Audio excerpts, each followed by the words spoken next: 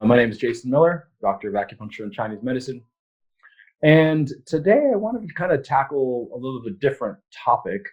This is one that I'm really excited about, and one that, I think it's one of those topics that's very controversial in some ways. And it's got a lot of, lack of definition and clarity. And it's a hard cross doctrine type of clarification to make.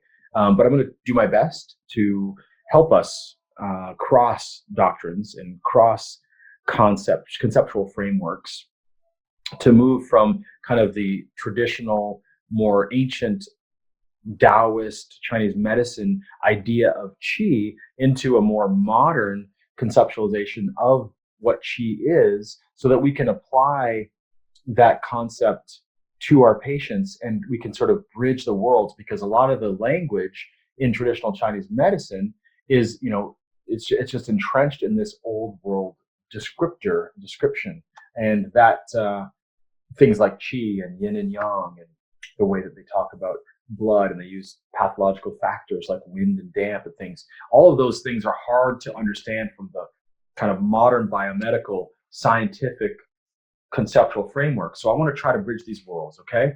And so here we go. All right. So I put up here fairy dust versus science because I've had confrontations with a number of people over the years who, find out that I'm an acupuncturist. They find out that I practice Chinese medicine. They're like, yeah, fairy dust, right? Yeah, qi, it's all fairy dust.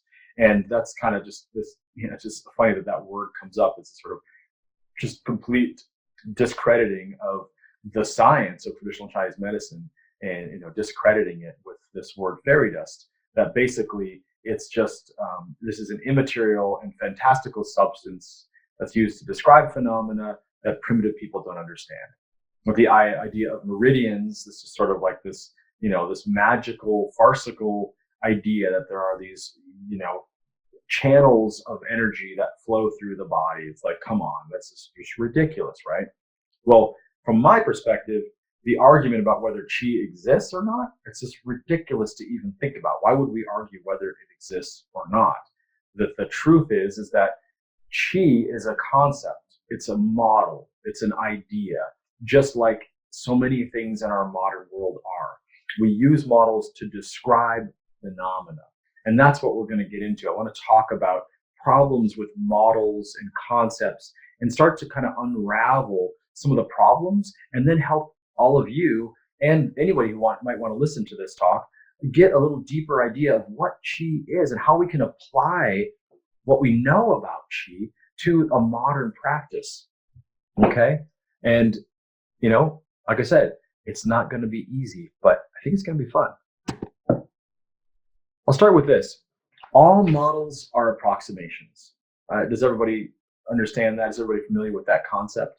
That, you make a model, you build a model that's supposed to be an example, or it's supposed to basically exemplify a part of the natural world, a part of what we observe, right? And all models are approximations. That's the point. You're not making the thing. I'm not making a tree. If I was going to give you a diagram of a tree, if the diagram contains a simplified version of the tree itself, right? The tree consists of, tons and tons of prokaryotic cells and all the different aspects of its physiology. If I was going to build you a tree, it's no longer a model, it's a tree. So a model is an approximation of the thing we're talking about, okay?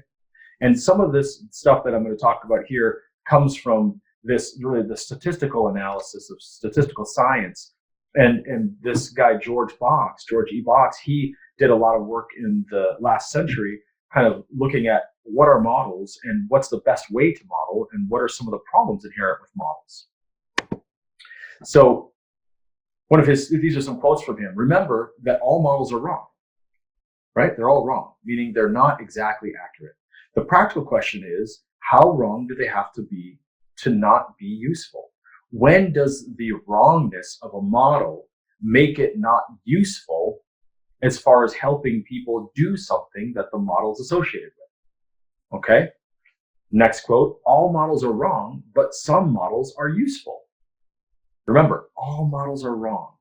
I love that he just states this outright, because we're very much attached to our models being what it is. And this is a really important point for me, because when I was a pre-med major at the University of Minnesota, I did 3 years and a quarter of pre-medical school before going, whoa, wait a minute.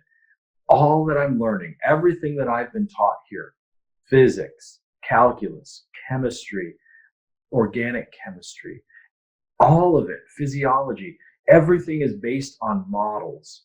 And all of the models are just simplifications of what's really happening. But yet we talk about it like it's the truth. We talk about it like this is how it is. The Niels Bohr atomic theory, the idea that an atom is this structure that has a nucleus, that has protons and potentially neutrons in it, and is surrounded by these circling electrons that live in these clouds. I mean, that model, that example, sure, it's useful for us in some ways, but that is not what the world is made of. It's just an idea, it's a concept. And I had that realization about all these different doctrines in my life, and I said, wow, I don't want to base what I do and my understanding on models. I wanted to look for something deeper. I wanted to look for something that resonated more with me as sort of like an inner knowingness, an inner truth. And that's, of course, when I found Chinese medicine, and I found permaculture, and I found nature, and I found what I call the macro-ecological perspective that takes into account the natural cycles of the world and observation of how things work, and applies it to the body or to health or to any other system. I wanted to say that, when you think about, is the model good enough for this particular application? Well, is the model of Qi good enough to be applied in medicine? Absolutely it is. And when I think about modeling the body, we have all this language that we've built, right, that describes the body and the physiology, but the body doesn't know it's a body. It doesn't know it has discrete physiological systems that interact with each other. The body functions. That's what it does. That's what it's always done. Long before there were any conceptualized frameworks for how the body works or how it operates, the body functions, okay? And when we talk about Qi, that's a really important piece about function, Just because we give names to structures that we see in the body, it doesn't change the body. It doesn't make the body that thing. It's just a way for us to talk about it and think about it.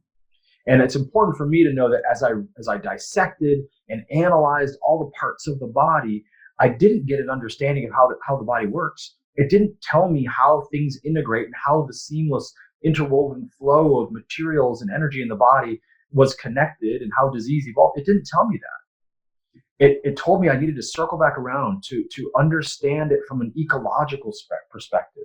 I needed to incorporate that macro-ecological, that kind of bigger, gross observation world, and then combine it with what I saw on the microscope, the micro-rational perspective, and make a whole out of it. And that's what I've done. And to me, Qi is an essential piece of that holistic framework with which we can view the body and our physiology and health and disease.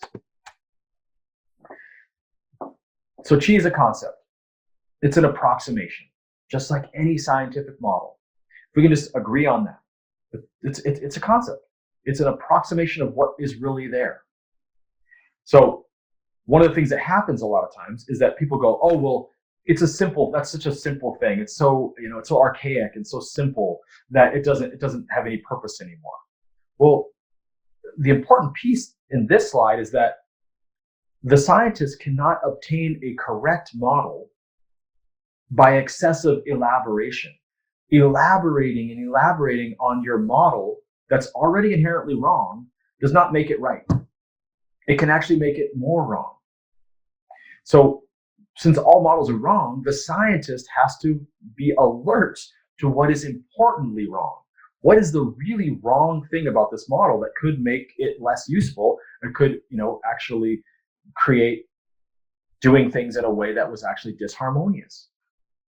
The question of interest, and this is my favorite part from my George E. Box research, is that, is the model illuminating and useful? Is the model illuminating useful? Is Qi, the concept, is it illuminating? Oh, yeah, it is. Is it useful? Oh, as a doctor of Chinese medicine, very, very useful. What is simple is always wrong. Okay? You've simplified it, right? It's not the tree, it's the example, but it's wrong. It's not the example, it's not the actual thing. What is simple is always wrong.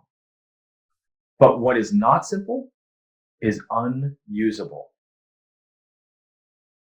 I'm going to sit with that for a minute.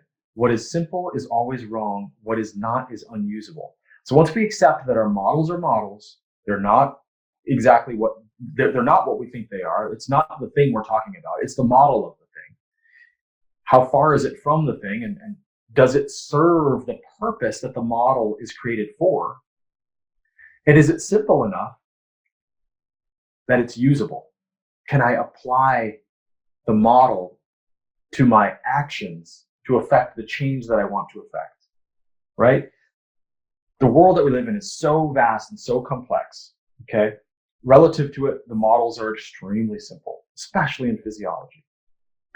So modeling things with simpler concepts is really important because it helps us actually make useful decisions, okay? A simple concept from Chinese medicine, yin and yang. The basic relationship that all things are in.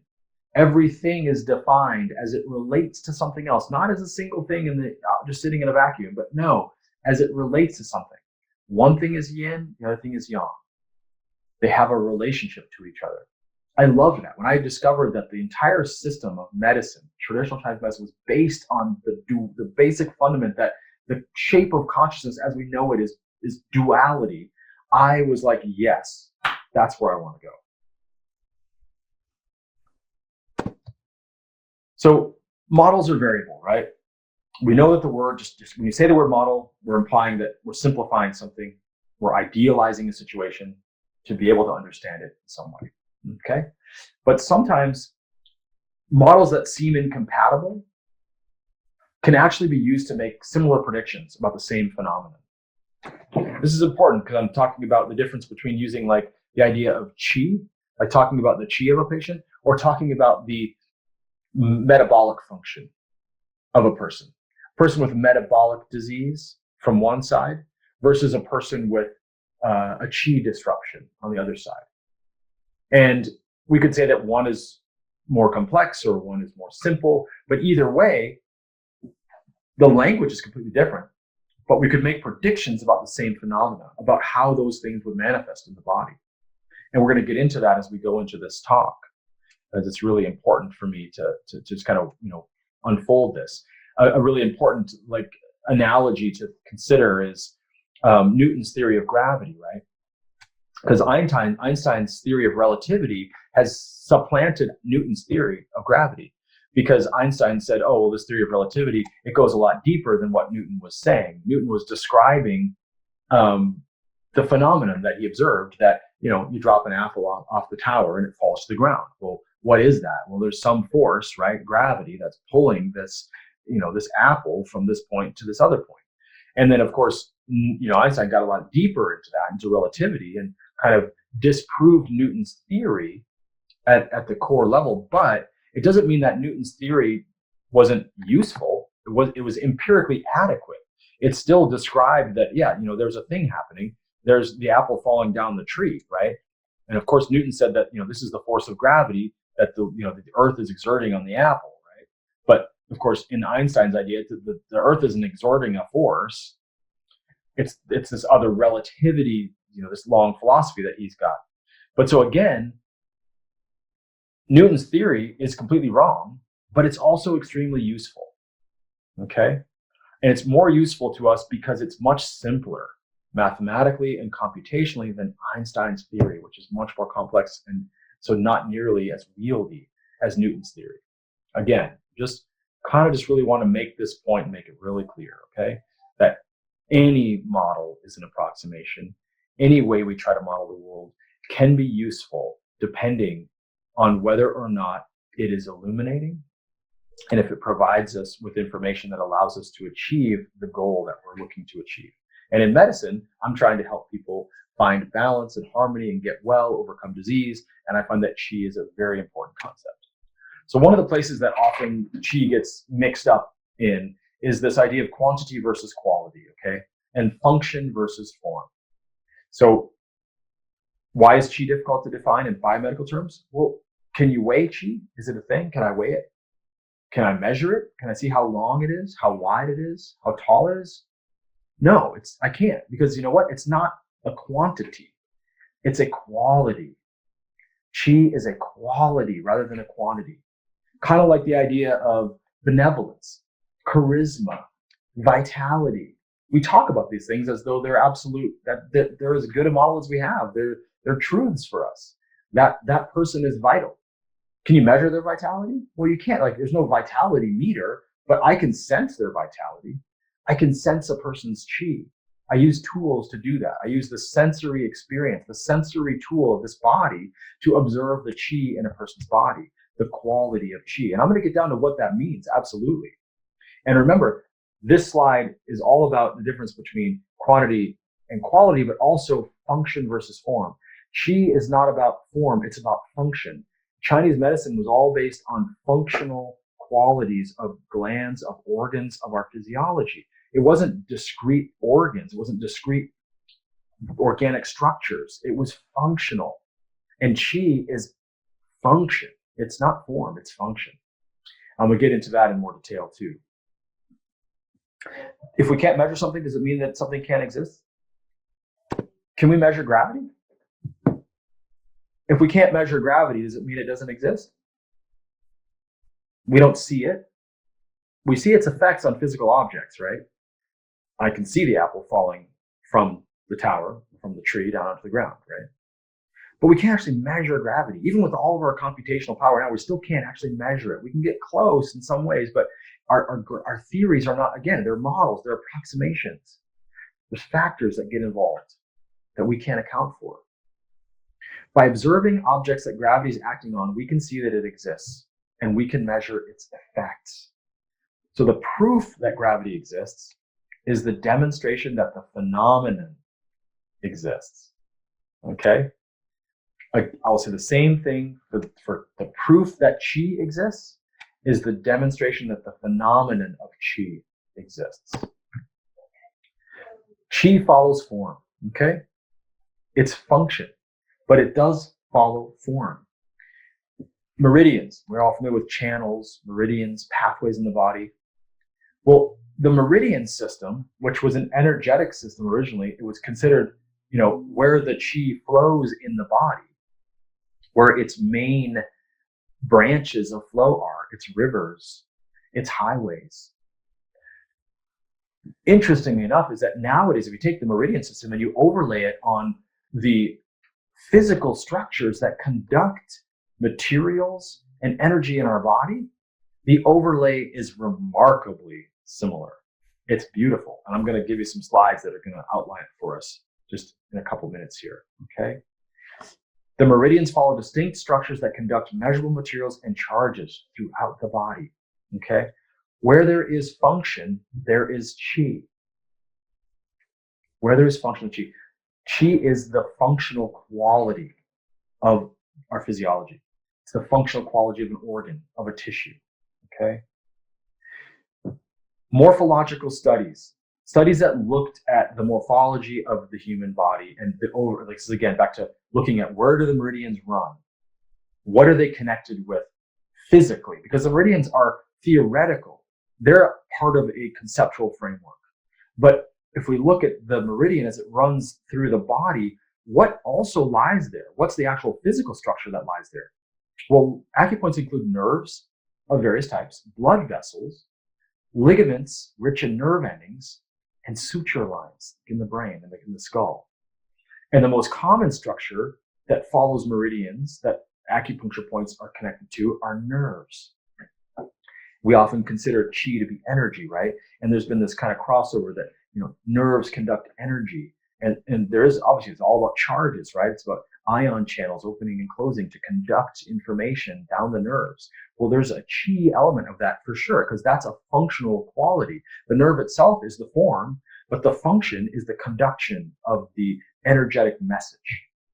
So let's take a look at the acupuncture meridians of the arm, okay? On the left side of the screen here, you have the anterior or the ventral forearm, okay?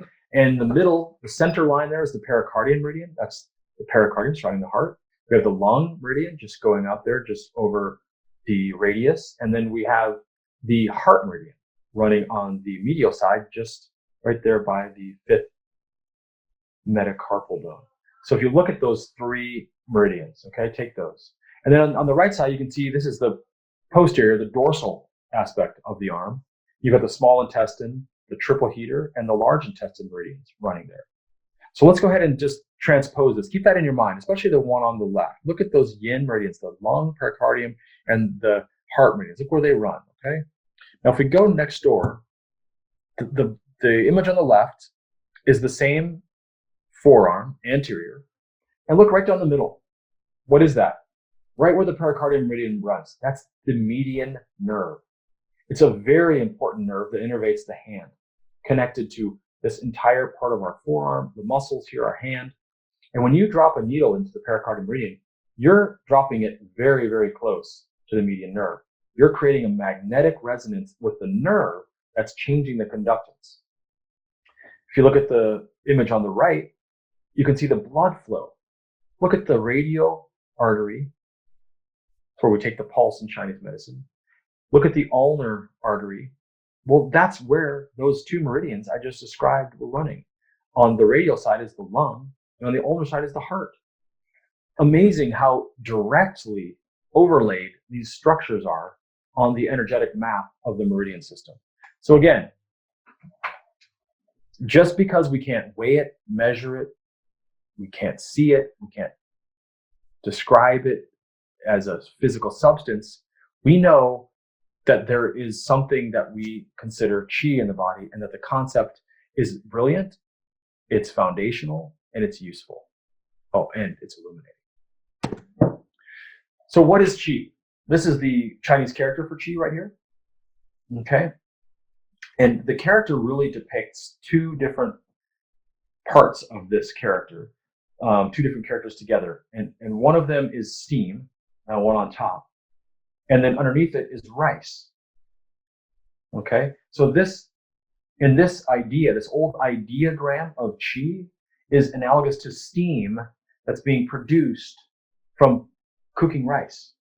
So like you got a bowl of cooked rice in front of you and there's steam rising off of it. That's qi. That whole thing, that's qi. That's how that was the ideogram to describe it. I think that's so poetic and so beautiful.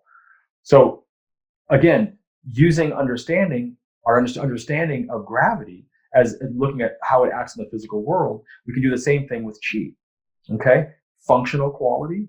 And then getting down to really understanding how this works, we're gonna do this reverse engineering approach, and we're gonna go ahead and dive into the herbs that directly act on the qi to give us insight into the function of qi, okay? So as we understand the function of qi, we understand how to use the model of qi in our clinical decision making.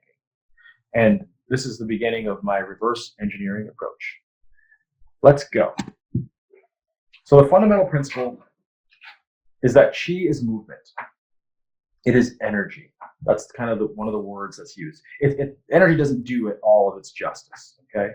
But it is the energy or the force needed to do something, to create something, to manifest something. That's what it is. It's the energy to do, okay? It's an expression of the physiological activity of the tissues. It's an expression of the physiological activity of the tissues. How are those tissues functioning? How is the qi of those tissues, okay? In its initial state, all disease resides in the qi. That's a quote from a very early text from Chinese medicine.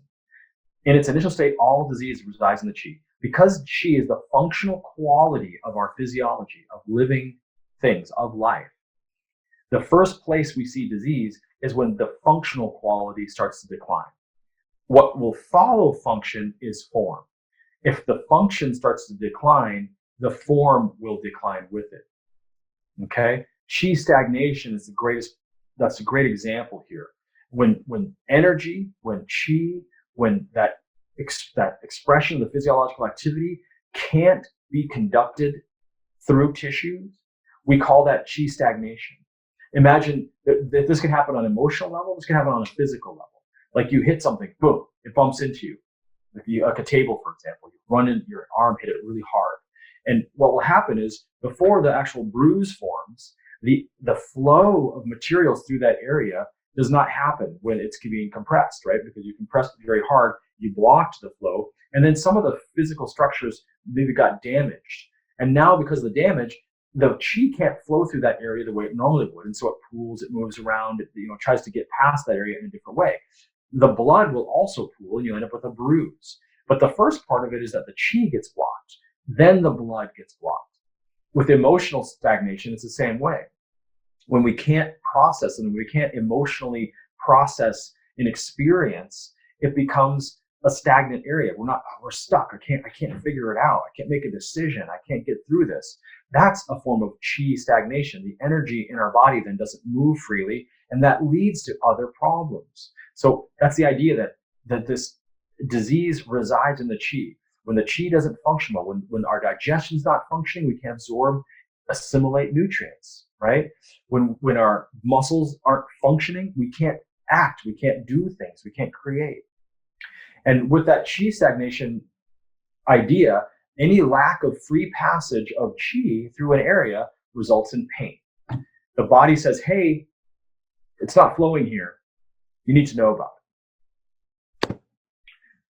So I'm going to drop into this next slide on mitochondria, on ATP, and on chi, because the mitochondria is a very interesting, beautiful concept, right? This little energy powerhouse that lives inside of our cells. And now I'm bridging right into the biomedical side of this conversation. And I'll just start with the idea that for me, ATP is basically the currency, the physical currency of chi. Okay? You've got the NADH and FADH to drive the electron transport chain, which we get a lot of energy off of that too. And those things are part of the chi process. But the energy of chi gets stored in ATP. There's actually like this charge that's stored there. And as we break the ATP molecule, we release that chi and we release that energy. What is it? It's the energy to do something, to do work, to run the immune system, to build new cellular components, to regrow things, to reproduce. All that is being driven at this molecular level by ATP. But what that ATP is really held together by is this chi. So we're storing chi in molecular form. It's the form that holds the function. So the charge in the mitochondria across the membranes is really important. That's another kind of way of looking at chi. That chi has to be present. And we get into metabolic diseases and the breakdown of mitochondrial function, mitochondrial disorders. It's a chi deficiency. It's a chi breakdown, a chi dysregulation. And those two things overlay really nicely, a lot like the meridians and the nerves and the blood vessels. When chi is deficient, there's not enough energetic substrate for the manufacture of energy. So when your chi is deficient, you literally can't make more ATP. Even though an ATP is where you store the chi. There's no storage. There's no substrate there. There's no chi to work with. There's no chi to work with. Things start to collapse. If you've ever seen, something dying, if you ever watched a person dying, for example, or an animal, if you have your hand on a dying animal, you can really feel the chi leave their body. It's very, very clear. Everything starts to sink down. The tissues become less full and vibrant. They start to become, just more laying down onto the bones. The tissues become less fluid rich. Everything starts to just become, more dead. And that's a sensory experience that if you haven't had it, you don't know what I'm talking about. But if you have, you can understand that the chi leaving the body of a dying organism, a living thing, is a very powerful way to experience what the idea of chi is. Because even as that creature is passed and gone, has left the world on a spiritual level, that there's this continuation. There's still chi in the body. There's still processes that are happening. And as things are quieting down, those processes are slowly coming to an end until the chi is completely depleted. Very, very powerful and incredible place to be with that dying place. But it also goes for a vegetable. You look at a flower on the tree, and it's so vibrant, it's so full of life, so rich, and the chi is so bright.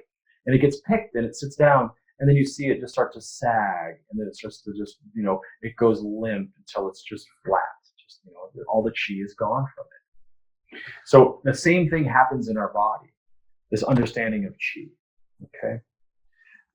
This was a paper that came out, 2013, that was just really beautiful on the stress response, on hormesis, meaning basically the way that the body responds to small amounts of stressors that increase its capacity for adaptation and improve our adaptive capacity, and how those hormetic signals are determinants in aging and longevity. And it gets into this idea that mitochondria as a chi, meaning that this source of energy, this responsiveness to the world by active functional quality, that's the mitochondria's job. That's the chi. And I just loved how this paper went right into it. If you want to take a look at this paper, it's really great. Great overview on it, how it works. So I want to go a little deeper on our conceptualization of the mitochondria, the ATP, the chi, the understanding, the kind of modern application of this concept. And I use this idea of combustion, how you can think about it, the way that our mitochondria work is that they burn fuel in the presence of oxygen to create energy. So you're converting material in the presence of oxygen, which is, oxygen is part of the chi of the air. You bring it together and you get this burn that creates heat and it creates energy. That energy is then used to drive processes. In the fireplace, it's used to make heat. In a car, it's used to drive the drivetrain, to push the car forward.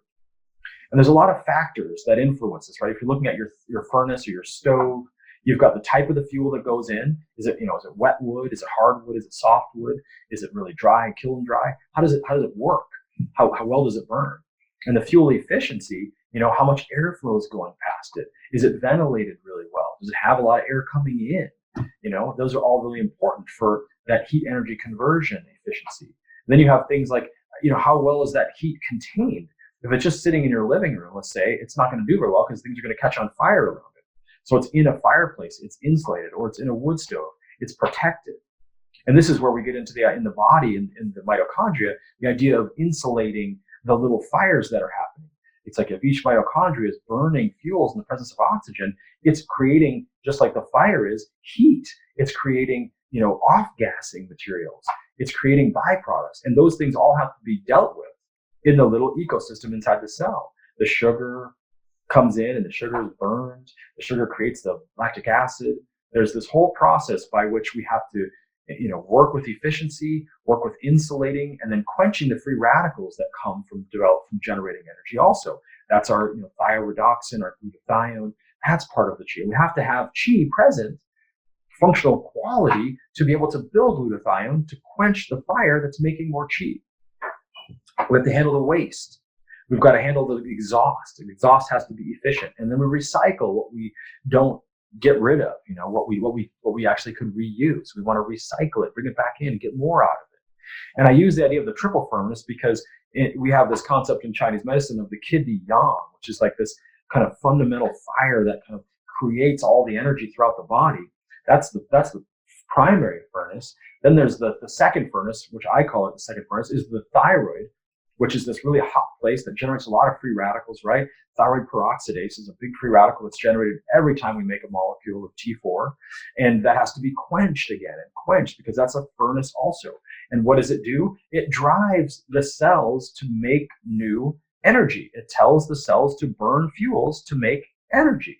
And what happens? It's directing the cellular furnace. The cellular furnace is the mitochondria, and it also generates free radicals through the manufacture of energy that have to be quenched. And this process of the triple furnace is just one understanding for me of how the body uses the life force, the chi, to be able to generate and be able to distribute the chi throughout the body to create form and function in all the tissues and all the physiology. Okay. So let's go ahead. That was just a preface. And now let's go ahead and drop into the botanical medicine side of this, okay? So herbs that act on the chi, that's the focus. That's where I wanted to go. I wanted to go into herbs that act on the chi because these herbs are going to give us kind of a nice example of how we can apply the wisdom of Chinese medicine in the modern sense, okay? So most herbal medicines that we use affect the chi of the body. They just do inherently, right? They affect the function of the body. course. Some herbs, though, are classified by their direct effects on the qi. And we're going to look at what those are. There's some specific categories that have herbs in them they're categorized by their direct action on the qi. And we're going to explore these herbs that directly act on the qi to elucidate the qi concept, okay? This is a reference page, just so you have, these are the main references. I also use my clinical experience and some little bits of other textbooks on the internet, but these are the primary herbal references I use for the information in some of the slides coming up here, okay? So if you don't see any references, that's why, because I'm just putting them here for you. They're all basically coming from the same place. All right. 2 primary disorders of qi in botanical medicine, okay? Deficiency, stagnation. The 2 primary, again, simple model, right? Qi can be deficient, which means the functional aspects of the physiology are weak. Some part of the physiology is not working well. It's not functioning at a high level. It's weak. That's qi deficiency. How do we determine that? Symptom picture, okay? Most commonly, qi deficiency occurs in the spleen and the lung. Why is that? Well, because the spleen is the place where we extract qi from food, and the lung is the place where we extract qi from the air. Both of these, the spleen and the lung, are the central organs involved in transforming and transporting the nutrients that supply our body with all the building blocks to keep itself alive, all the materials it needs to drive all of its processes. And when I say spleen here, it's really the spleen network. And again, it's not the spleen organ that you know from biomedical study. It's not that organ in kind of on your left side of your abdomen, a little bit onto the lateral aspect there that has, that's a lymph-rich organ that senesces the red blood cells and takes in the biliverdin and turns on the lymphocyte and does a lot of the lymphatic work in the body. That's the spleen from biomedicine. But the idea of the spleen, the functional spleen, is really the duodenum, the pancreas, parts of the liver function, parts of the gastric function, that all together make up this capacity for the body to transform nutrients into their smallest little components and transport them around the body. That's the spleen's primary job. And that's so important and so essential to the operation of the functional quality of the body, to the qi, okay? So when we look at stagnation, it's an impediment or malfunction in the activity of the tissues, right? It's not a functional weakness. It's actually a malfunction in the way the physiology is working. It's an impediment. Energy doesn't flow well through that area. Something is awry. The way that that area operates is not operating in an orderly fashion. It's disordered. That's the disorder of the qi.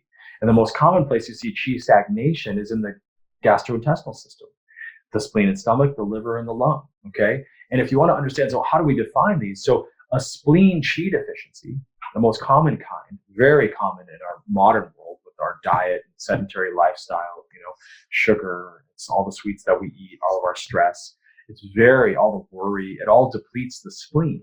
So we get things like lethargy, we get weakness, weak limbs, lack of appetite, you get loose stools and diarrhea, things start to sink, the sinking of energy, abdominal distension and bloating, and inability to effectively digest our food.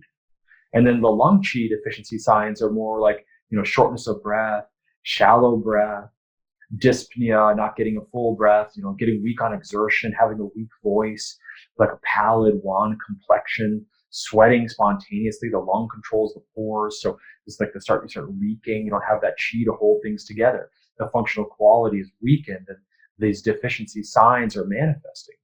This is a quick overview. There's much deeper than this, of course. If we look at stagnation, in the spleen and stomach, it's more, a blockage and a buildup where you get epigastric and abdominal distension and pain. You get belching, you get gas, you get regurgitation, upward movement of the qi. Like the energy is supposed to be going down, but then it starts coming up when it's stuck, when it's blocked. You get regurgitation, you get nausea, you get vomiting. You might have diarrhea or constipation from it too that can block the free flow of energy. In the liver, when that's blocked, when you have liver stagnation, qi stagnation, you get chest sensation, like stifling, kind of feeling congested, or not like congested, but stifled, just like things are tight. Flank pain, you get a loss of appetite, you can have depression and irritability, lots of mood disorders. The menses get deeply affected. And then with the lung, when you have the lung stagnation of qi, you get coughing and wheezing, you get labored breathing, and you can get more of that stifling sensation. It's like just feeling stifled, just like things aren't functioning well in the lung. That's the stagnation aspect of it. So the three exemplary categories of herbs I wanted to bring up today and talk about are the qi regulating herbs. These are herbs that are used to unblock stagnant qi by basically transforming the blockage. And we're going to talk about these. That'll be the next slide coming up, but how they aromatically open the flow of the qi to remove the stagnation, remove the blockages. They optimize the gastrointestinal function. That's where a lot of that blockage happens. And they're almost always used together in formulas. And this is going to be really important, and a theme throughout all of this is that we're always combining herbs to make them work together so that the way that they work on the physiology, on the function of the body, the way they work on the qi is in harmony with what the body needs. So qi circulation promoting herbs, this is another category. These are herbs that are used to relieve stagnation and pain. Okay, when the qi is really stuck and it just isn't moving, and the body's saying this hurts, this is pain, you're getting pain signals. That's what the qi circulation promoting herbs are there about. There's also sometimes you use them with menstrual stuff. It's very important in the menses. It's also important with some mood disorders, especially like mood, depression, stagnant energy that can lead to this sort of gloomy, depressing, impending doom thoughts and stuff. That can be stagnation that we want to invigorate and move that. So these qi circulation promoting herbs will remedy those conditions. And then the qi tonics they're sweet and rich, they're nourishing, and they're going to build qi. They're going to give qi to the body. They're going to help the body generate more energy. And a lot of these herbs you'll see improve ATP, they improve our building and use of energy. But you have to combine them with little bits of herbs like the qi regulating herbs, especially because they're a little bit too sweet and rich, especially when someone is deficient in qi in their spleen and stomach, where it's normally the central deficiency is. They don't do a very good job of absorbing, assimilating, and transporting the nutrients around the body. So you have to tonify them gently. Don't give them too much of the rich, nourishing, cloying stuff. And whatever you give them, combine it with herbs that are going to move the qi, invigorate the flow, and regulate the qi, really regulate the function. So the function of absorbing and assimilating nutrients is enhanced so that the body can take advantage of those nutrifying, tonifying compounds coming from the tonic herbs. And one of the concepts I want to make sure we get into here is this thing called Dui Yao, which really just means two herbs. And it means that you're combining herbs together. And there's books written on this, how the nature and flavor of one herb affects that of another, and how you bring two herbs together to create synergy, to make them work well together. So, again, it's just really beautiful to combine herbs. We rarely use any of these herbs as single agents. So herbs that regulate the qi, our first category, okay, they regulate the qi. Remember, we're talking mostly about the digestive system, we're talking mostly about when the qi is just not working well, it's stagnant, it's impeded, there's just the functional quality is disrupted. This is, again, with all those abdominal symptoms. And think about a lot of Americans, with that midsection obesity, this kind of, gassy, sluggish, we call it a damp constitution, dampness and phlegmy, sticky, change in lipids, change in coagulation, changes in the blood that show that the body's not doing an efficient job of, denaturing the molecules that come in as food down into the smallest little bits, or denaturing the bigger structures, I should say, down into the small molecules that then are absorbed by the duodenal enzymes to be pulled into the tissues or into the blood to be distributed around the body. So these herbs that help in that regard, that enhance that ability of the body to do that job, they're basically carminatives. They're very aromatic. They're dry in nature. It's that aromatic and dry nature that disperses that stuck energy.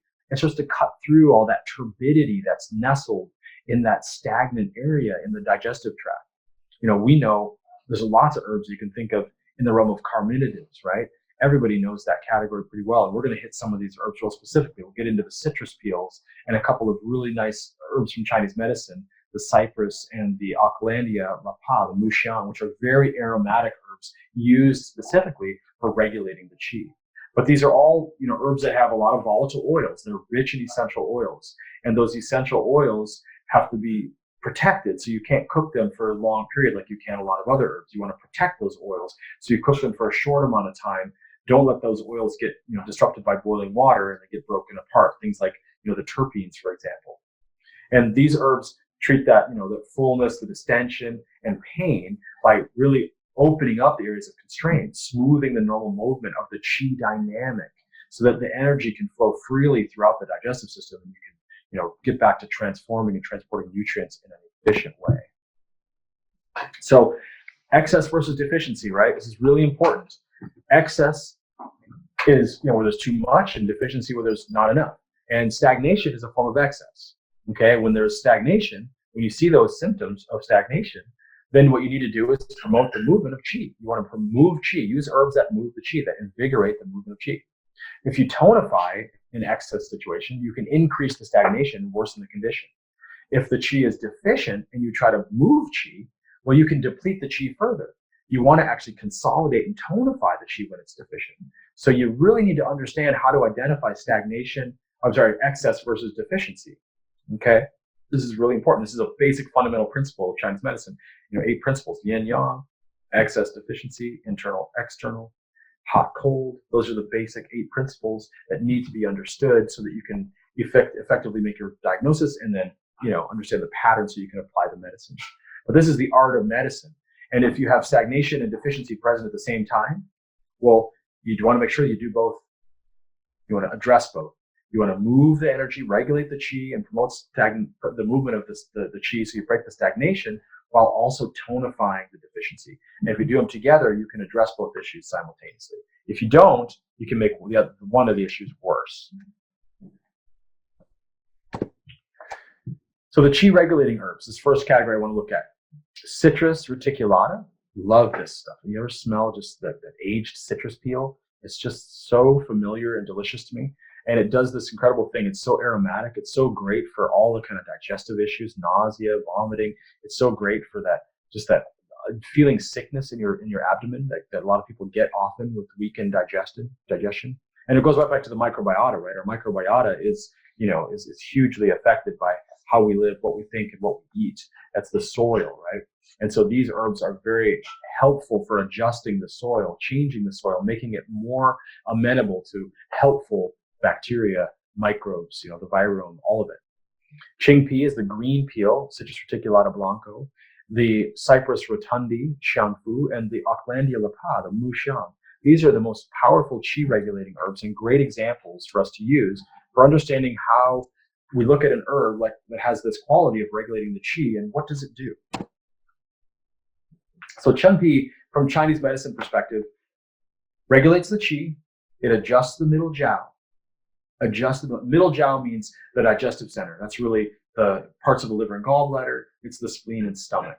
It's that process where we take in materials and transform it into the useful nutrition that we take to make ourselves. It regulates the spleen and stomach. So again, there's that biphasic function, right? That pleiotropy where it regulates. It doesn't push the body one way or the other. Dries up dampness and turbidity, resolves phlegm. Phlegm builds up when dampness can transform into phlegm, which is more sticky and gooey material that stops free flow of energy in the body, blocks the flow of qi and blood, and it prevents stagnation. So it's wonderful actions that this plant has from Chinese medicine perspective. And it's often, what we use when we combine it with tonics. If we're going to tonify someone, we'll add some citrus peel so that the tonic doesn't over tonify, so it doesn't, cause problems for the person in their digestion. So most of the time, this is this is considered. You can see it enters the lung, the spleen, and the stomach. And in entering those 3 channels, it addresses again those areas where qi often gets stagnant. It doesn't really address the liver very much, but it is a lung and spleen directed therapy. Things like cough with sputum, chest congestion, or like poor appetite and diarrhea with the spleen deficiency, and when there's stagnation as well. It also relieves the diaphragm, so that diaphragmatic part of our body where we get distension and bloating and cramping and fullness and belching and nausea and vomiting. It works on that area. It really does a nice job. And it's good for phlegm, damp coughs, wet coughs. It's part, and again, in a formula, it can help to resolve some of that dampness and phlegm with all that aromatic quality. And if you look at its chemical constituents, you can see it's got lots of terpenes in it: the pinene, limonene, tangerine, nibeleten, hesperidin. These are all very aromatic molecules that transform damp, sticky, turbid material. It takes away the moldy, gooey parts and turns them into bright, shiny, open, clear parts. That's what these things do. And when you can't just, well, it's not, I guess with limonene, people have been using limonene as a single agent, just like putting it in a capsule and using it for digestive complaints. But when it's in the plant, you get this really beautiful combination of terpenes and flavonoids all together that will do all these wonderful things. And in Chinese medicine, we saw that it clears up dampness, resolves phlegm, it makes the qi flow easily by getting rid of the stuff that stops it and blocks it. But in the biomedical sense, it's actually associated with increasing peristalsis. So, it stimulates contraction of smooth muscles. Hey, sounds like qi, right? That's the functional quality. It dilates the bronchi. Oh, it opens up bronchi that have been tight in the cough. That's again the functional quality. How does it regulate the qi, right? It's opening, it's creating functional efficiency in the body, reducing inflammation, increasing cardiac output, dilates coronary arteries. These are all things that have been shown in research about citrus reticulata, things that it does. Okay, so I'm going to do this over and over again with these herbs. Just go back from the Chinese medicine perspective, how it affects the qi of the body, and then what do we see it do from a biomedical perspective? It changes a lot of these factors that are involved with digestion, involved with the lungs, involved with the heart and blood flow. So again, aromatic things move, they invigorate, carminatives, they release stagnation. Okay. Interesting thing too, with licorice, if you combine citrus reticulata and licorice together for mastitis, it's really, really powerful, right? So it facilitates the movement. So when there's a stagnant mastitis in the breast, the ability of the Chun Pi to start creating a flow of energy through the chest opens up those pathways. And then with the licorice as well, which harmonizes it and works as a tonic, the two things work together. There's some research that showed 70% effectiveness in 2 to 3 days. Okay, and when we talk about the middle jiao with this, with the citrus, we're looking at the smooth muscles, the peristalsis, and the symptoms are fatigue, lack of energy, nausea, vomiting, poor appetite, low voice, listlessness, diarrhea, stomach, rectal prolapse. That's all the middle jiao stuff. And when you're looking for middle jiao symptoms, if you have all those things, especially the fatigue, the lack of energy, with the nausea and the kind of the lack of pure digestion, the poor appetite, not having that passion to eat, all those things are deficiency signs. The complexion is sallow, the voice is low and weak, the person's listless, they have diarrhea, things are falling out. That's all deficiency signs. And that's what, when you start looking for deficiency or stagnation, these are the signs that you want to be looking for. And the signs I just gave you are more signs of deficiency than they are of stagnation. And the way to determine it is to see how just all those signs of weakness in the system, weakness in that physiological element of our body, the middle jiao. So for citrus reticulata, dosing whole herb, 3 to 9 grams a day, tincture, 1 to 4 milliliters. That's an alcohol tincture that will get all those terpenes in it.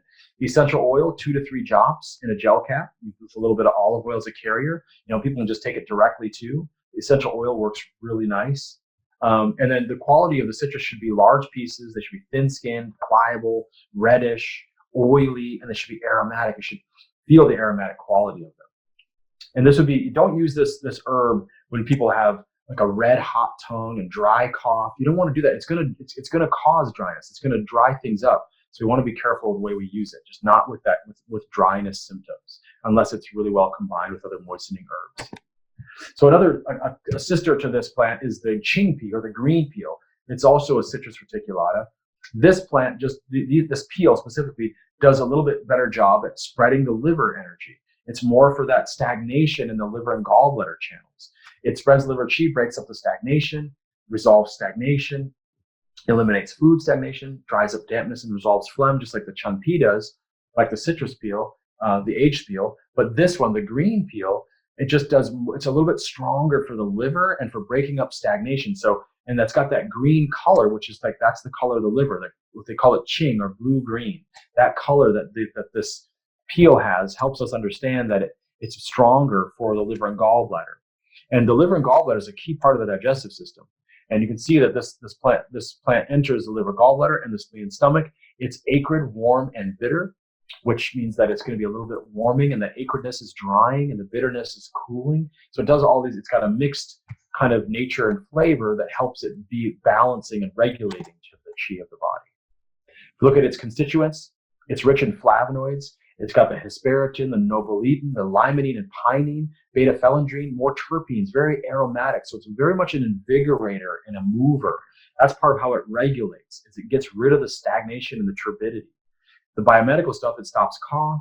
It's an expectorant, right? So it gets rid of the phlegm and mucus. It's anti-asthmatic. It has that bronchodilation effect. And again, in Chinese medicine, we've always thought of it opens things. It's aromatic. It's transforming. So that's how this qi regulating effect manifests in a biomedical sense. Dosing on the Qingpi, whole herb, 3 to 9 grams, tincture 1 to 4 milliliters. And coming from education in China, in the hospitals in China, most doctors would combine both of these together. Chenpi and Qingpi, put them together in almost every formula for their synergistic effect. So the Chinese word here, xiangfu, the interpretation of that is nutgrass rhizome or aromatic appendage. The word xiang means aromatic. So it's a very aromatic herb. And what it does is it spreads the liver qi. This is a very specific one for the liver. Remember I talked about stagnation can happen in the lung, the spleen, and the liver primarily.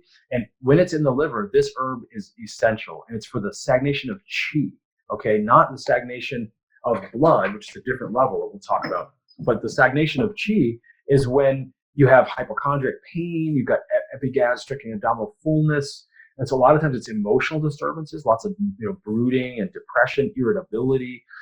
When the appetite can be poor as well, because when the liver gets backed up, it just starts to really act over on the digestion.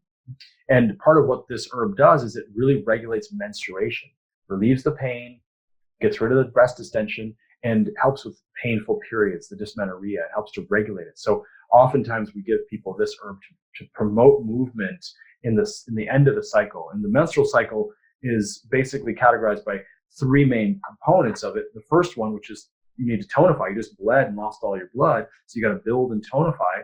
And then in the midpoint, there's a transitional period between like day 10 and 18. And then as you go to the very end of the cycle, it's a promote movement. We want to promote the estrus and the free flow of energy.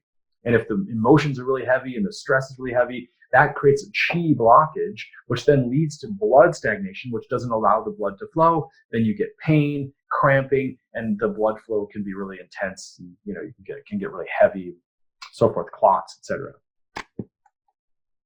So Cyperus rotundus, xiangfu, again, rich in lots of these, again, limonene and pinene. These are 2 of my favorite terpenes, by the way, limonene and pinene. So good for the human body. Also camphene here, a camphor-like compound.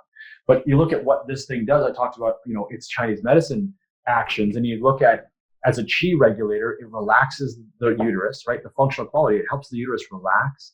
It's antipyretic, so it helps to calm down fevers when they're too high.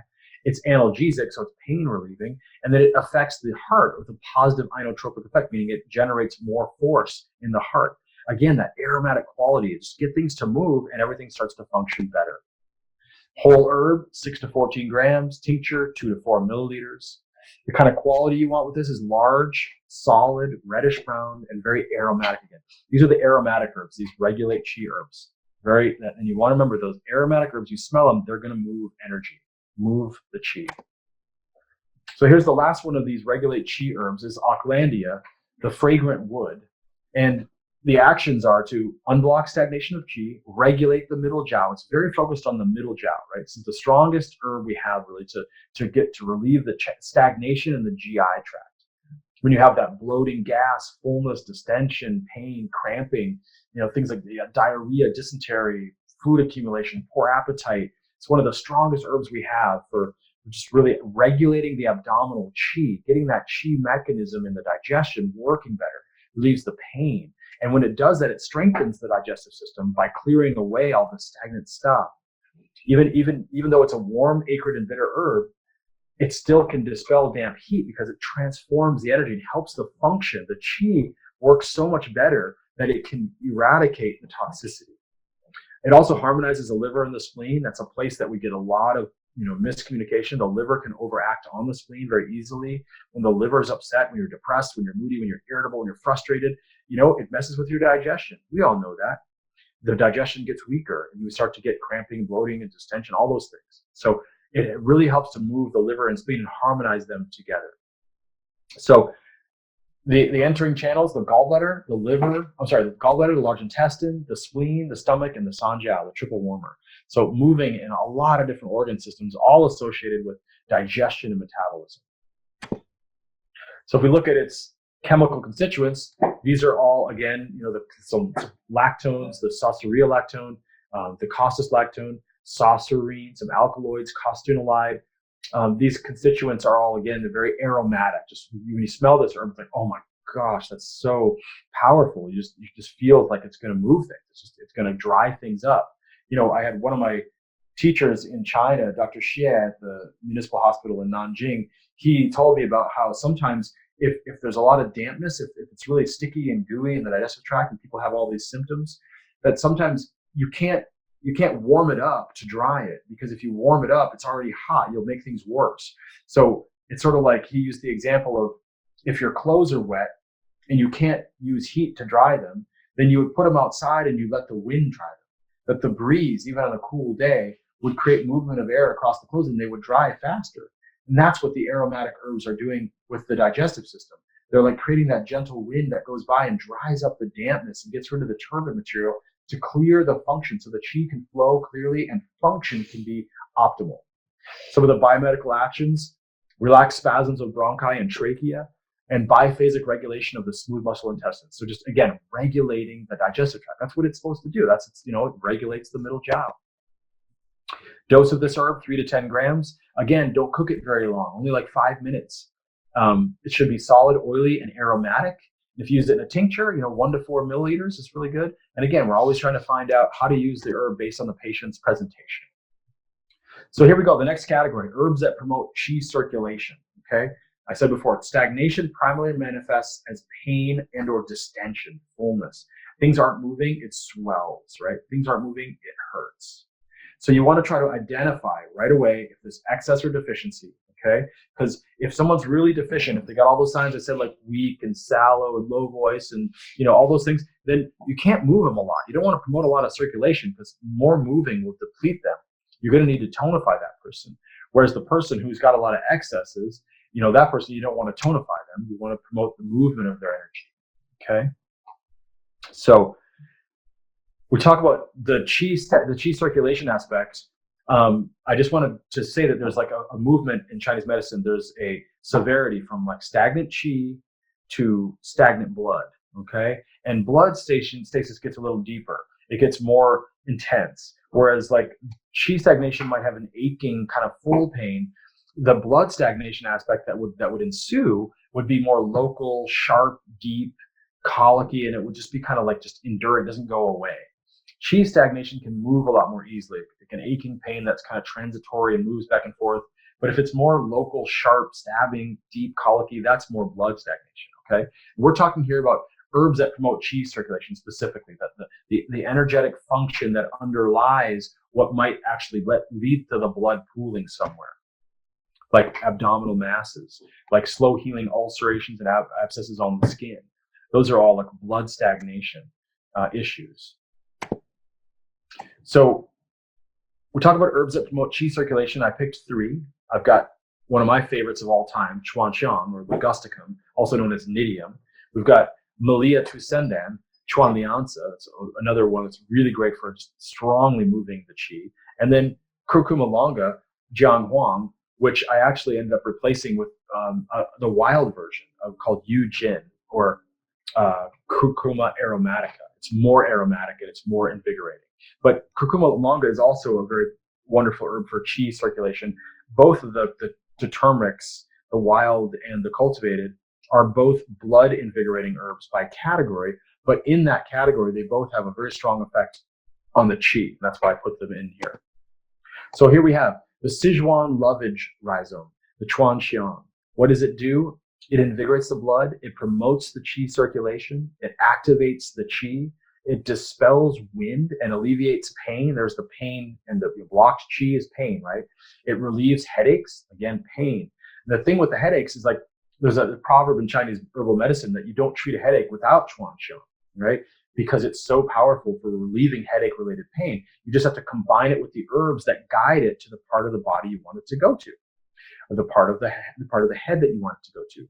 We use, like for instance, Angelica, the Angelica dahurica, the Bai Zhi, that one will go to the frontal lobe of the, go to the frontal part of the head for frontal headaches. And if you want to get into the temporal region, if you have temporal headaches, and you want to combine Chuanxiang with herbs that address the gallbladder and liver, you can combine it with some turmeric. But combining it's really important, and combining it with specific herbs to address pathological factors too. And this herb is really important in gynecology also, because there's a classic formula called Se Wu Tong, which is the 4 substances decoction, and that 4 substances are Rhamania, Angelica, Ligusticum, and Peony.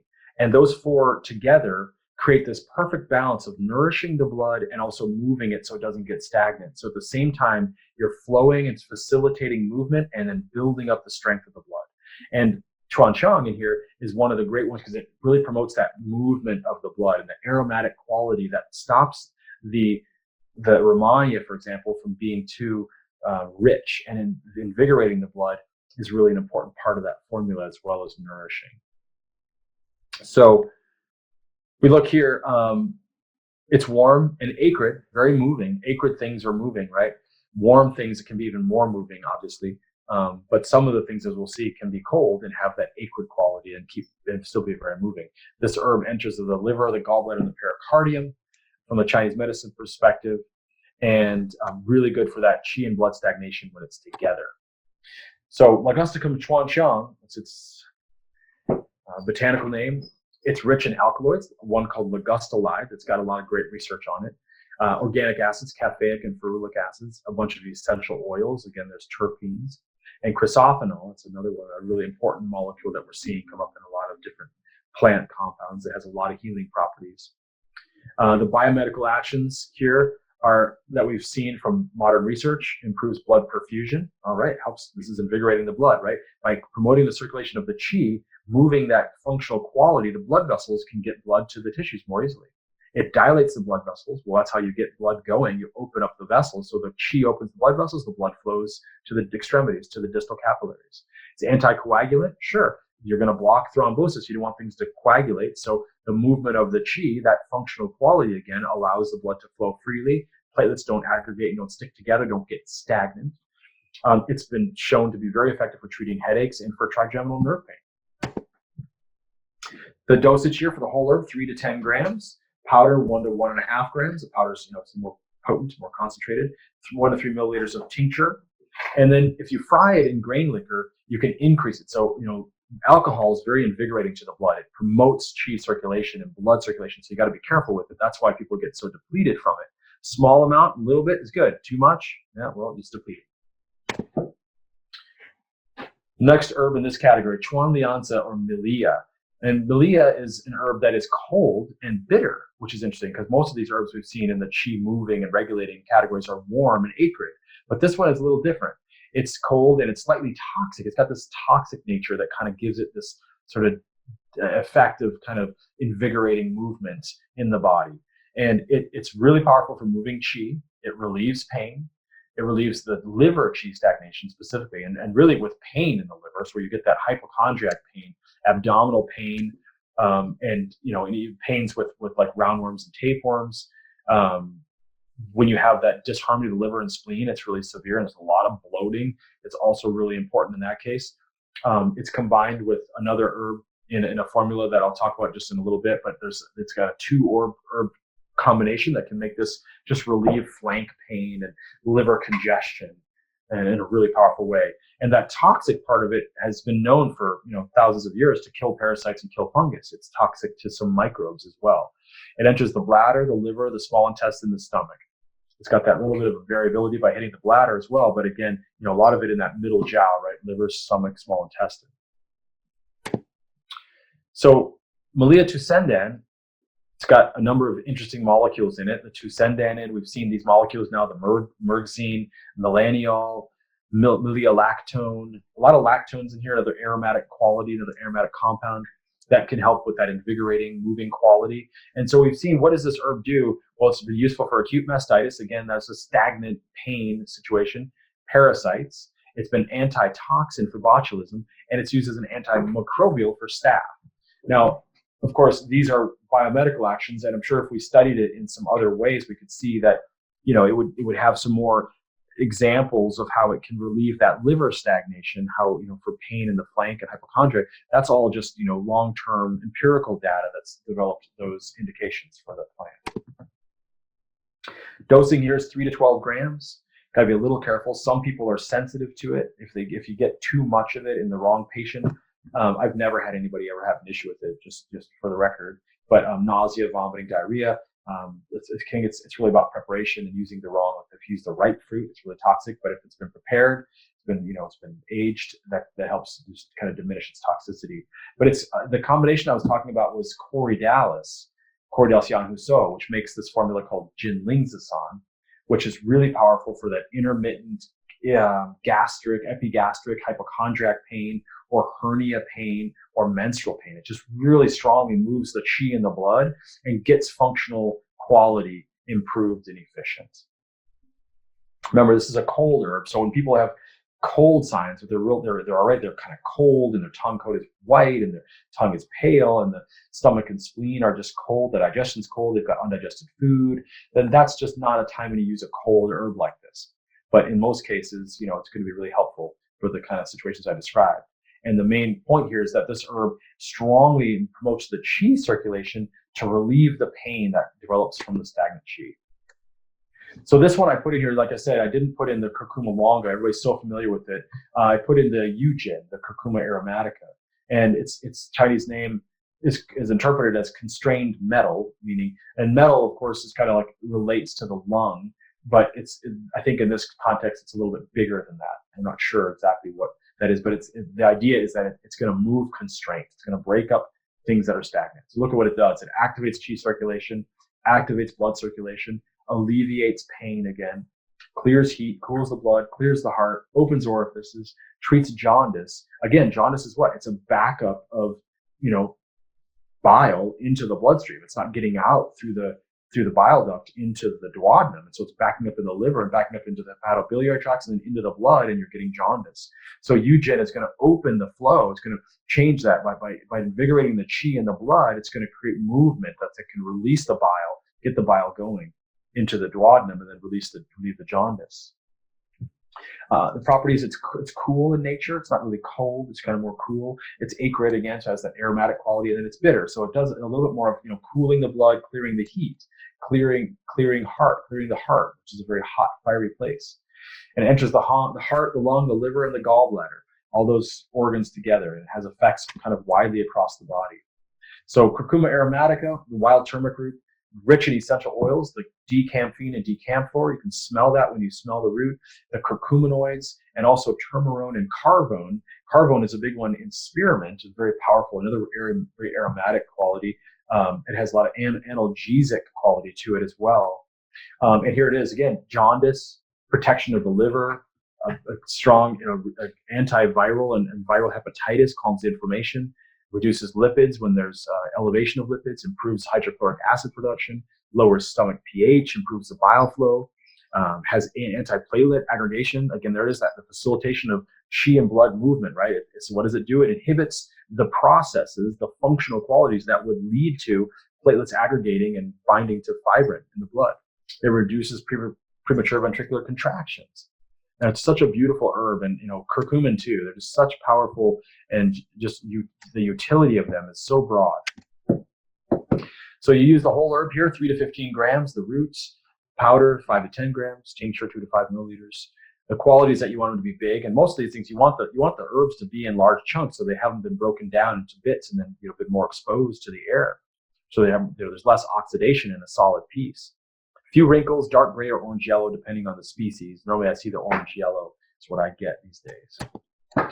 Okay, our last category is the herbs that tonify the qi category. And this category is about herbs that strengthen the physiological processes and supplement deficient substances.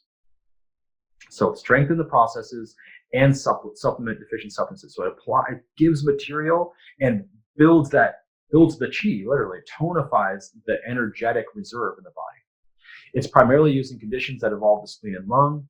That's where, again, like I said earlier, that's where we kind of make the qi, right? We need that spleen to make qi. It's got to make qi in order to make blood, in order to make ourselves. We need to have that functional quality.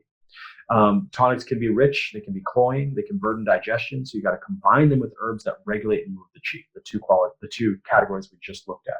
They cook slowly and longly, that gentle, long tonification. And remember, tonics are not stimulants. Very different. People get confused with that all the time. Tonics they're not stimulating, they're gently, slowly tonifying. So, like I said, understanding deficiency and excess is really important. And qi deficiency conditions are conditions that get worse with exertion and improve with rest. Oftentimes, if it's a qi deficiency condition, by the end of the day, someone's just like, oh God, exhausted. And they sleep through the night and they feel a little better in the morning. That's a classic, indicator that someone has a qi deficiency. Here's the herbs that we're going to look at today that tonify the qi. One of my favorite herbs of all time, Panax ginseng, renshen, dongshen, the Codonopsis, gansao, or licorice, and astragalus. So renshen, or manroot, is pretty much, it's just kind of like the ultimate tonic. It does something that no other herb does. It tonifies what's called the source qi, which is this place kind of where qi is being created, like where it's just like the place where qi is generated in the body, not just like tonifying qi generally by supporting organs, but literally this source. And that's it's called yuan, but it's hard to even describe. It's another layer of kind of getting down to definitions here, but it's a deep place where it tonifies the body like nothing else. And it's been used to strengthen the body, restore vitality. You can see it's mostly spleen and lung again. Those are the central organs. Promotes the generation of fluids, calms the shen, or the spirit. So it's very calming to the mind and that kind of worry part of our body, strengthening to our mind.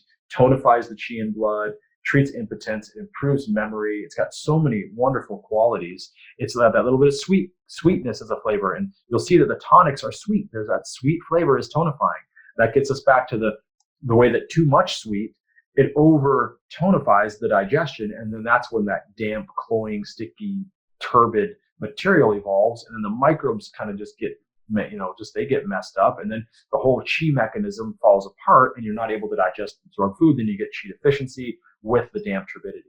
So that's why we always want to move and invigorate, regulate the qi of the middle jiao so that we can then apply the sweet at the right dose at the right time. Ginseng's a little bit bitter and a little bit warm. It enters the lung and spleen. Okay. And with ginseng, it can be a little warm for some people. And so in high doses, it can cause some, like headaches and things like that if you get to high doses, but it's very, very safe. And most people do really well with it. It's all about the dose and about using it in combination with other herbs. Triterpene saponins, the ginsenosides and notoginsenosides are incredibly well researched. They have so many profound activities in the body. They increase, the plant increases endurance, modulates the central nervous system, meaning it helps it in both ways. If you need stimulation or if you need calming, improves memory and learning. The immune enhancing effects, it combats leukopenia, so builds white blood cells, improves sexual function, lowers cholesterol. And you see how this as an adaptogen, Panax ginseng, it has this effect where it's normalizing function. Really important one, anabolic, anti-catabolic. So it supports the rebuilding and regeneration of tissues and takes away and down-regulates some of that personal self-breakdown that occurs under stress. Protects against toxins, a huge component right there, right? Cardiovascular protection, neurological protection, anti-diabetic, improves cognition. It's a really incredible herb. And what it does is it tonifies the qi. That's what it does. And it does it really well. One of the Taoist proverbs says that every man over 35 should take ginseng every day, and little bits and little bits, and you build up more and more as you get older. The whole herb dose, 3 to 10 grams, depending on the constitution and the formula. For severe collapse of the source qi, when it's just really intense, people have really collapsed, then it's 15 to 13 grams. This would be like hemorrhagic shock. Someone lost a lot of blood and they lost it really fast. This is when you start doing 30 grams of ginseng a day in a formula. Powder, 0.5 to 1 gram, highly concentrated. The tincture, I should say 1 to 3 milliliters there. For severe collapse of the source qi, 3 to 10 milliliters. These are tincture. And the quality should be thick, long, again, more intact, a thin cortex, not a thick cortex. You can see that in some different types of ginseng, thin, and it should be translucent. It should have that translucent quality. As far as overdose goes, like I mentioned, if people get too much of it, you get a little headache, insomnia, palpitations, or if it gets to be that really point, it's really just given in the wrong context, it can exacerbate hypertension. But it's very low toxicity. They give 100 mils of 3% tincture to some people, a group of people, and they just got a little bit of unrest. 100 milliliters, right? I'm talking about like a 3 to 5 milliliter dose a day. This is like, it's not low doses. 100 milliliters, and people were just getting unrest. 200 milliliters, people got systemic rash, pruritus, they got vertigo, headaches, fever, and hemorrhage. Okay, so there is a little bit. Again, it's appropriate use. So Dangshen, group root, this is basically the poor man's ginseng, because ginseng can be pretty pricey because it's the way that it's harvested. It's 5-6 year roots and so forth. Dangshen is much more readily available and has a lot of the same functions, but it's just a little bit weaker. It also tonifies the spleen and lung. It's sweet, but it's neutral in nature, so it's good for just about anybody's constitution. Just that it's that tonic again, has a sweet nature, and so you have to work with the dampness and the turbidity stuff. But it's going to tonify the qi, strengthen the middle jiao, tonify the lung, nourish the blood by tonifying the spleen, because the spleen is going to make the blood. Taking all the nutrients, we have to keep building blood out of what we take in, and the more efficiently we can take the stuff in and assimilate it, and then get it into our tissues and into our blood, the better the strength of our blood and tissues will be. It does the same thing like ginseng, promotes fluids, and it restores constitution. It does it just in a nice milder way. This is great for the deficiency symptoms we talked about, like fatigue, lack of appetite, weak extremities, that listlessness, and then diarrhea. And you want to combine it with herbs that regulate the qi so that it doesn't become too cloying or tonifying. Chemical constituents, it's got these alkaloids, saponins, glycosides, flavonoids, triterpenoids, essential oils. It's just this amazing chemistry lab of molecules, and it has this beautiful biological or biochemical, biomedical group of actions like stress adaptation, peptic ulcer relief. It enhances the immune system, improves macrophage function and levels, improves red blood cells and hemoglobin, and regulates blood pressure. And it also is protective from GI damage, specifically to NSAIDs. They've actually done studies on that tonifying quality. So the whole herb dose is 6 to 14 grams, can be dosed up to 30 grams a day, tincture 1 to 4 milliliters. You can dry fry it for a stronger effect on the spleen and to stop diarrhea. You kind of warm it up a little bit. You can bake it with honey. That enhances the tonifying effect. Again, remember, the more honey, more sweet, more tonic. Just be careful, because too much of a good thing, right? It should be thick, firm, moist, tight-skinned again, have lots of little striations on it, and it should be sweet. Talking about sweet, we have licorice here, gancao, the sweet herb. Everybody knows licorice. It's such an incredibly famous herb and so important in any herbalist repertoire. It tonifies the spleen as a qi tonic. It benefits the qi of the body, moistens the lung, stops cough, relieves pain, eliminates toxins. It's very good for treating poisoning and reducing toxicity of any herb that might have toxicity. And it also harmonizes formulas. It brings formulas together, makes them work better, more synergistically. It's sweet and neutral, again, enters the spleen and stomach and the lung. And it also has a beautiful entry into the heart, as licorice can do. And it has that, we'll see the biomedical effects on the mineralocorticoids. The chemical constituents of this qi tonic herb are the triterpenes again, glycyrrhizic acid, glycyrrhizin, and glycyrrhetinic acid. Glycyrrhizic acid, the most common one that we all know of. And then the flavonoids like liquoritin and isoliquoritin, all just such beautiful compounds. And if you have the deglycyrrhizinated licorice that's used as a demulcent, it will be rich in the liquoritin. That's all part of that process. And like I said, the mineralocorticoid effect is really powerful. There's an effect that's like, it's kind of like aldosterone, where it helps the body hold on to sodium. Like reduce the urine output, increase sodium retention, and then it'll let more potassium out, which can be really helpful in the right conditions. It also improves the effect of cortisone. It inhibits something called 11 beta steroid dehydrogenase. So it helps the steroid, our cortisone, stay in the body longer, makes it, more available. It's anti-inflammatory, calms and cools things down. It's anti-arrhythmic. There's the heart component. It enhances the immune system, tonifies the chi. It relieves peptic ulcers, antispasmodic, antitoxin, antidote. Well, that's what we all think about it in Chinese medicine. It gets rid of toxicity. It clears things up. It prevents, there from being toxicity due to herbs. It's liver protective, very hepatoprotective. It's one of my top herbs, along with Rehmannia, for liver protection. It's antitussive and analgesic. So many amazing benefits from licorice.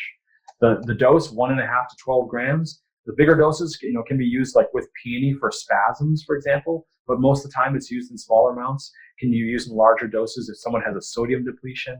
They need to get their sodium levels back up. You can use licorice along with some bicarb or sodium to help get their levels to the right level. In exceptional cases, 15 to 30 grams, big doses, especially with like overdose. Tincture, 1 to 4 milliliters. Again, fry it with honey, more sweet, right? It gets it warmer, the frying, and then it gets more sweet to tonify it, and more moistening. Honey is good for moistening the lungs if there's like a dry cough. This is a nice way to use licorice. Again, in a formula. Here's our last poster child for tonifying the qi, astragalus, huang qi. It specifically tonifies the wei qi, or the defensive qi, which really is about the lungs. And it enters the spleen and lung again, just like all these herbs that are qi tonics. It consolidates the exterior. It's really good for preventing us from getting sick. With COVID and SARS and MERS, we've seen that using an astragalus-based formula is very effective for preventing viral invasion of the immune system of the body. The immune system gets stronger, and it also controls the pores, the exterior through the lungs. The pore regulates them. It tonifies the spleen and lung qi, raises yang in the body, lifts things up. That's part of the qi idea, is that qi is the lift. It's what gives position and support to the body. It gives the muscles the strength to hold us up. It keeps the organs in place. When the qi is sunken and weak, the organs patose kidney, patose, uterus, retroverted uterus, the, stomach patose, things that just get out of position because the qi is weak. It also is really good for promoting tissue regeneration. That's that tonic quality in this case, not the move the blood part, but the build and strengthen. It's sweet and a little warm. Astragalosides. These are amazing compounds, a lot of research done on them. There's one particularly called cycloestragenol that has been shown to strongly inhibit telomerase, which is the enzyme that breaks down the telomeres. So it's been really great for aging and for improving white blood cell counts and kind of maintaining genetic stability. It's also rich in polysaccharides, which is why it's such a, considered such a strong immunological agent. Polysaccharides like the mushroom extracts, like echinacea, like cat's claw, they all have polysaccharides that enhance immune function. What does it do biomedically? Wei qi increases white blood cells like nobody's business, increases bone marrow production of blood cells, all the formed elements, increases cyclic AMP. Hey, we're back to ATP and qi again. Renal protective, hepatoprotective, prevents colds and flus, prevents respiratory illness, and improves rectal prolapse. Again, lifting that up, pulling back up the body so that things don't fall down. Dose 9 to 30 grams. In exceptional cases, 30 to 60 grams. And the ultimate way to build blood and qi in the body is to give astragalus with angelica. And the ratio is 5 parts astragalus to 1 part angelica. And the dose I'll often use something like, in really extreme cases, like 90 grams of astragalus per day with 18 grams of angelica. And they'll cook it together with a couple other qi regulating herbs like citrus, like the chen pi, the citrus to regulate the qi, or like the muxiang, like to regulate and move qi so that it doesn't get any stagnation around there. Might put some licorice in there, some ginger. The quality, again, should be long, thick, sweet, And it should be hard, yet it should also be cotton-like. There should be a little bit of this layer you can kind of feel on it. And if you've seen or felt strigos, you know what I mean. It should be cut into like little tongue depressors. It should be really nice and hard like that. So let's talk about wrapping this up for you guys here. And the formulation idea is that there's some pearls that we got through this lecture, some really important pieces for all herbalists to understand about these 3 ways to affect the qi. Identify the excess under deficiency. Address either or both. Combine the qi tonics with qi promoting and qi regulating herbs. That's the key. You're putting all 3 of these together. You want to regulate the qi, you want to promote qi movement, but you also want to tonify it. And you just, depending on what the presentation is, you just use a little bit of one or the other, and you just change your ratios to get it just right for that patient. You combine the qi promoting herbs with tonics when there's deficiency present, right?